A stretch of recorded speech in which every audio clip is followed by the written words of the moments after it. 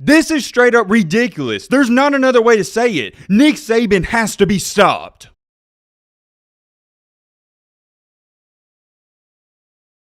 I hate to make another Alabama video because we've made 3 or 4 in the past 10 days, but there's just so much stuff going on with this program. All of the videos I've made on Alabama in the past couple of weeks, I haven't even planned on doing them, it's just stuff we have to talk about. Kind of similar to the situation with Spencer Rattler, Caleb Williams, and Lincoln Riley, there was something to talk about every single day. Now around 3 months ago, I made a video titled, Alabama football just got even scarier, and I was talking about how they picked up Jahmyr Gibbs and Eli Ricks. I originally thought just getting Jahmyr Gibbs and Eli Ricks would take this team to a whole nother level. You gotta think about it. They already had Bryce Young and Will Anderson coming back, which are 2 of the best players on the offense and defensive side of the ball. I don't even think it's close. Alabama has the best offensive player in the country and the best defensive player in the country. They don't need any more help. I can't remember if I've said it before on this channel yet, but I'm predicting Alabama to win the championship next year, and that was before the news that broke today and a couple of months ago. Right at exactly a year and a week ago today, Nick Saban was asked about, or he was talking about the transfer portal, and he said, quote unquote, is that going to make the rich get richer? Those words came out of his mouth, and we've talked about it countless times on this channel. Anytime the NCAA or college football, they implement a new rule, it's just going to make the rich like Alabama and the Georgias and Ohio States of the world get richer. We've said it time after time on this channel. It seems like every time they try to change college football and affect these dynasties or these great programs, it doesn't hurt them, it actually makes them better. My advice to the NCAA would be to quit implementing all these rules. Or not really changing the rules. I don't mind them changing the rules. But what I want people to understand around college football is that it's not going to affect the great teams. My biggest thing with fans is you expect all these programs to take a big hit with the NIL and you think all these other schools are going to compete with the Bamas of the world, when in reality, nothing's going to change. It doesn't matter if it's football, basketball, lacrosse, business, anything in your life, the cream will always rise to the top. And well, what do we know? Not only has Alabama picked up Eli Ricks, a 5-star recruit, and Jahmyr Gibbs, a former 5-star recruit, they've picked up 3 more players since 3 months ago. It's not even role players. These are guys that are going to have an immediate impact. After the championship game against Georgia, what was one position where nobody knew who was going to be the next star? The wide receivers. Alabama lost not 1, not 2, but 3 starting wide receivers to the NFL draft. Jamison Williams, John Mechie, and Slade Bolden. If they would have never implemented the transfer portal, Alabama would have had a huge question mark going into next year. But since the transfer portal is a real thing,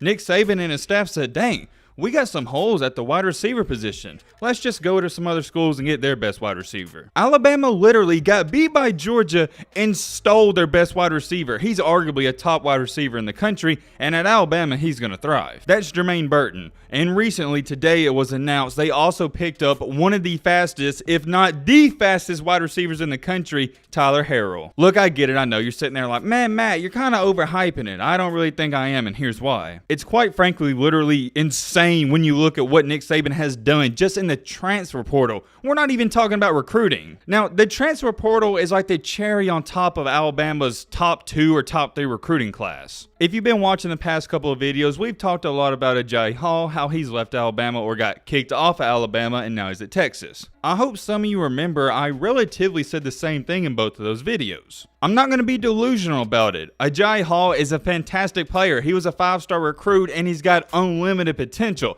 I would love to have him on my team. However, here's the difference with Alabama and some other programs. As much as we do want you and we would love to have you, we don't need you. That's the harsh reality, and Ajayi Hall had to learn that the hard way. Just because you're a 4 or 5-star recruit at Bama, that literally means nothing. There's like 25 of them there. This isn't high school football. You can't mess up 2, 3, 4 times and get away with it just because you're talented and your high school team needs you. Alabama and Nick Saban don't play around. If you don't want to follow the rules and you're cancer to the team and you're just messing up with the process, they'll be quick to get rid of you. They don't have time to deal with childish people, and let me make it clear, Ajayi Hall got multiple opportunities to fix his act. I know it may seem like I'm beating down on Agiye Hall. I don't mean to come off that way. I'm more of trying to use him as an example. It's just a great example of what I said. Alabama doesn't need you. Although they may want you, and I would love to have Agiye on my team, like I've said time after time, we don't need him. You know why Bama doesn't need him? Because of what just happened today. Alabama's not scared to lose 5-star recruits because they know they can go out and get a 5-star recruit in the transfer portal now. That's what's making Alabama dangerous and gonna make them even scarier going forward. Really, I want you guys to think about this. Not only a week after Agiye Hall got kicked off of the team, Nick Saban already replaced him. Whoa, hold on. I do want to address this. I saw some people saying I was hating on Agiye Hall. I also saw some people saying if he would have stuck it out at Bama, I wouldn't be bashing him. Number one, I'm not bashing him, so I don't know where people are getting that from.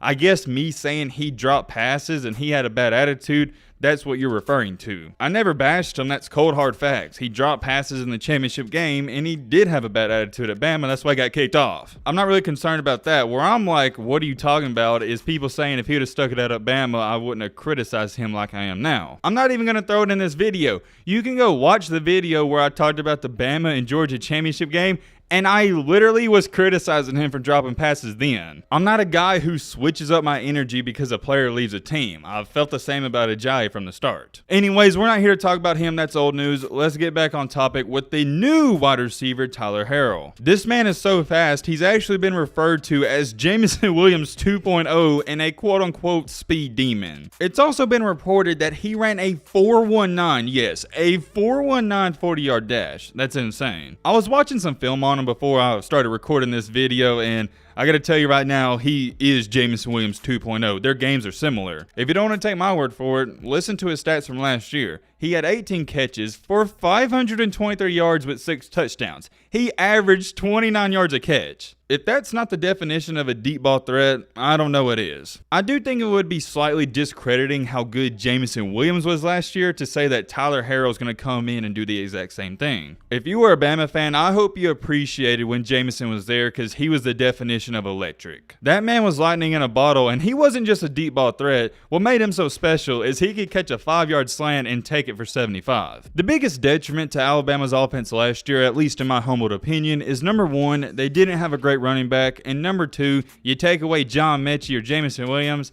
they didn't have nobody else that could get open. I already know some Bama fans are going to be saying, what about Brian Robinson? And come on now, he wasn't a great Alabama running back. He was good, but he wasn't great. I love the kid. He was at Bama for a long time, but I'm not going to sit up here and lie to you like he was something special because he wasn't. I do think he could be a sound running back in the NFL, and he's a good running back, but I'm not going to put him on that Mark Ingram, Derrick Henry, Trent Richardson, Najee Harris category. Unfortunately for Brian Robinson, that's the standard he's being compared against. But now, just in the transfer portal, what has Alabama and Nick Saban done? They've given Bryce Young not one, not two, but 3 more weapons, and they're explosive. That's what he needs. Nick Saban has added Jermaine Burton, Tyler Harris, already arguably maybe a top wide receiver duo in the SEC, maybe even the country, and also one of the fastest running backs in the country, Jahmyr Gibbs. It is key to mention they also picked up Tyler Steen on the offensive line, and the offensive line was so bad last year at times, so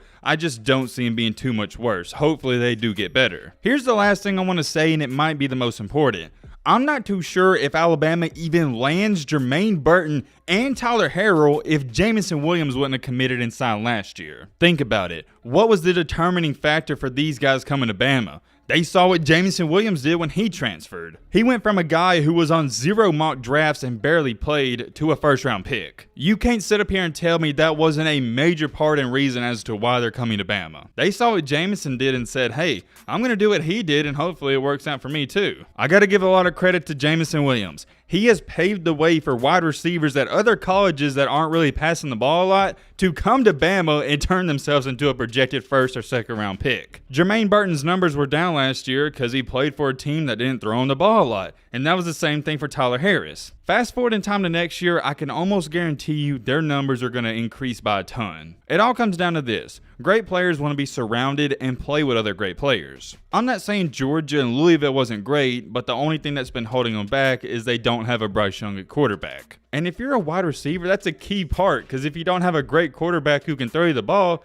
you're not going to catch the ball. And if you don't catch the ball and rack up the stats, you're not going to increase your draft stock. I'm telling you right now, if they don't take on this transfer portal or make some rules where you can only get 2 or 3 transfer recruits, Nick Saban's going to abuse it. It seems unfair, but the NCAA, they did it to themselves. I got some bad, and I mean real bad news for the rest of college football. This is just the start. Don't you think some of these other players around the country, they're going to notice these guys going to Bama and it changes their career and they turn into multi-millionaire NFL draft picks? They're going to notice. I'm curious. Let me know your thoughts down below. But with all being said,